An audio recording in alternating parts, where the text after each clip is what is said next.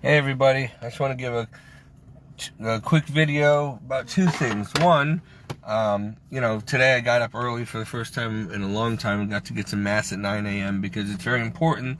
I went last night to the Halloween All Saints Vigil we had at St. Joseph. It was beautiful. Donna came with me, beautiful candlelight vigil.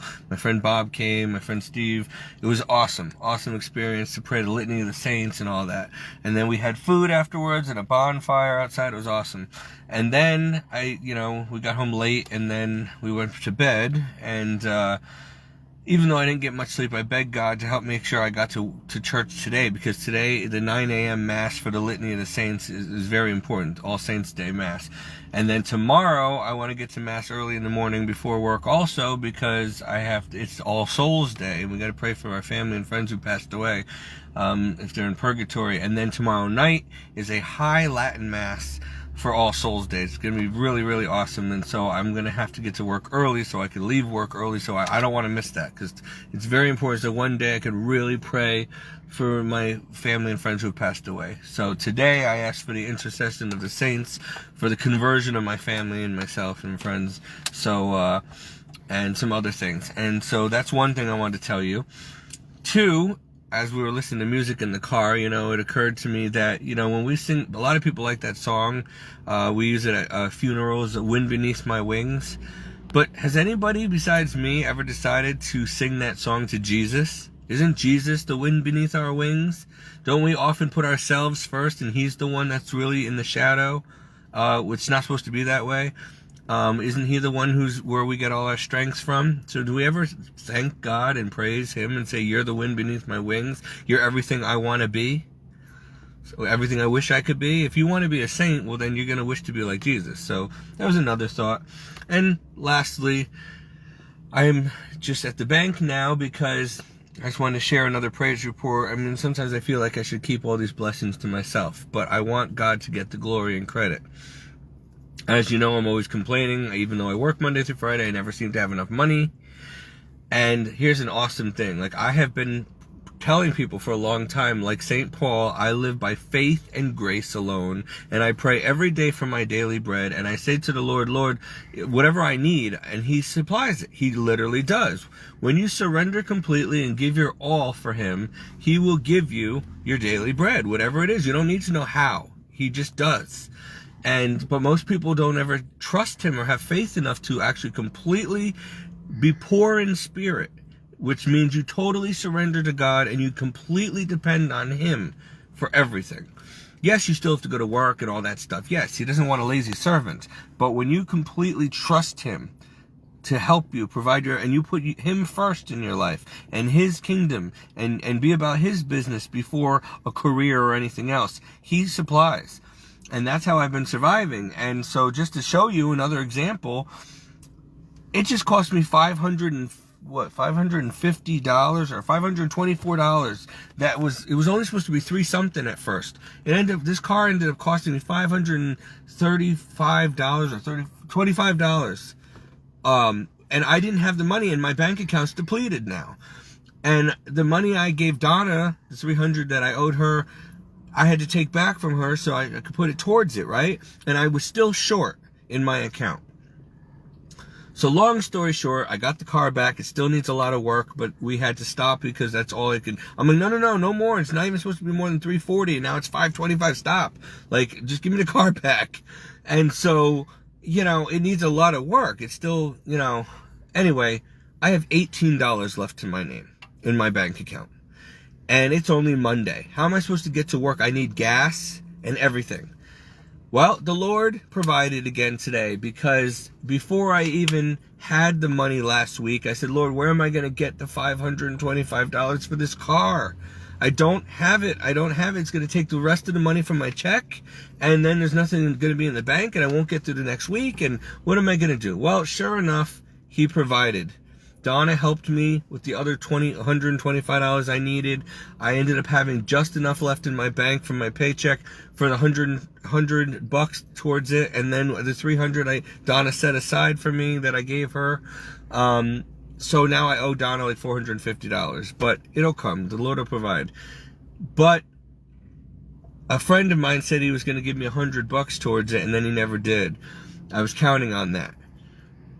Well, I went to the Lord. I said, Lord, I don't have any more. What am I going to do now? After I pay this, I won't have money, right? My account's going to bounce. Bills are coming out of it, and I don't have enough. So today, $18 in there. Well, I go to the mailbox. Now, this is a couple days ago. I get a phone call out of the blue from a friend I haven't talked to in years. She was my former manager for a magazine that I worked for and modeled for. She lives in California. And she calls me. She goes, Steve, she goes, I haven't talked to you in such a long time, this and that. How are you doing? I want to let you know that I'm going to be moving to Tennessee. And I would like, I'm going to be opening up a TV studio and stuff. And I want you to come work for us when that's up and running. Great. Perfect. Well, that's down in the future, right? Then she goes, listen, I'm going to send you $100 in the mail because I don't know why, but I really feel like I need to do that. She's a Christian as well. And turns out she didn't know that I needed money. She had no idea that I didn't have enough money and that I was praying to God for another $100. She did not know this. But God heard my prayer at church in my heart. And she said that day, that was a couple days ago, she goes, I'm going to send it out today. Give me your address. So I gave her my P.O. box address, and she did, because today, we go to the post office after Mass. I got a card, and here's the awesome thing, okay? Check this out. And she even said, she goes, listen, my husband would not be happy if I, did this for you, because money's tight. She's like, but I really feel like God wants me to do this for you.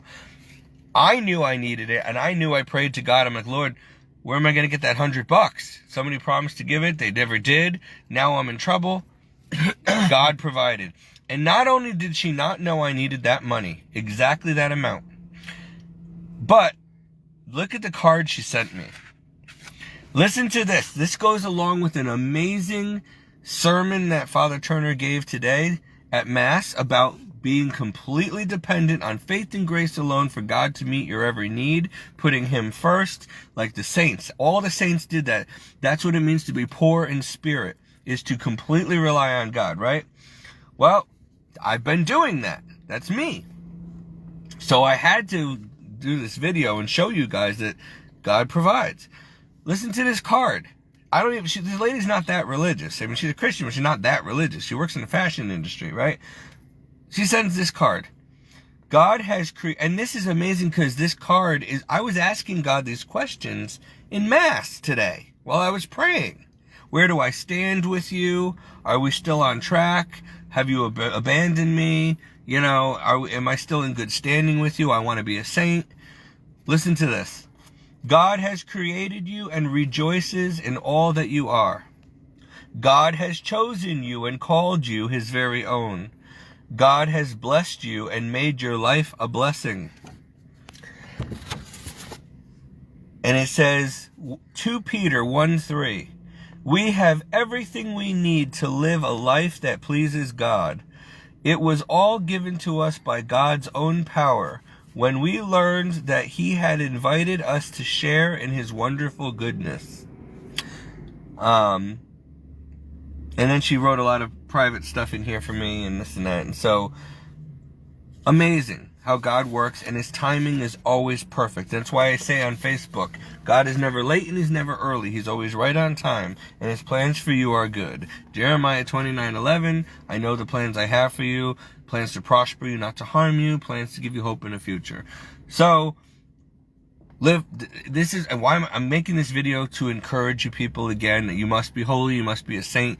Yes, you have to work in life. Yes, God doesn't want lazy people. But if you really put God first properly in your life, you're not going to have so much time to focus on material things, on careers. You're not going to be working 80, 90 hours a week. You're going to because then you don't have time for God and prayer and for other people. And you're supposed to put God first and others second and yourself last. And then God provides.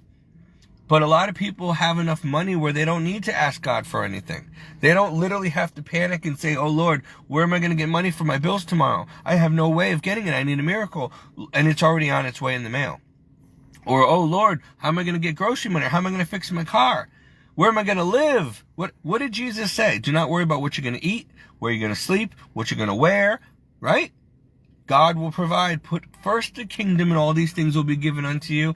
Here's again this year, another, and throughout my life, but again, another chance to show give God glory and praise of how he means what he says.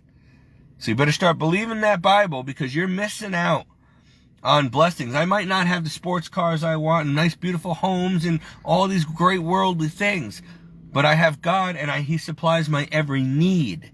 Not what I want, but what I need to survive.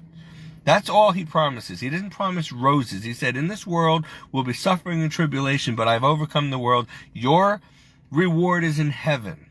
So don't ask for everything now. You'll get it in heaven. Just make sure I will give you what you need, so you have no excuse not to focus on becoming a saint, so you can make it to heaven. God bless everybody. I got to get to work.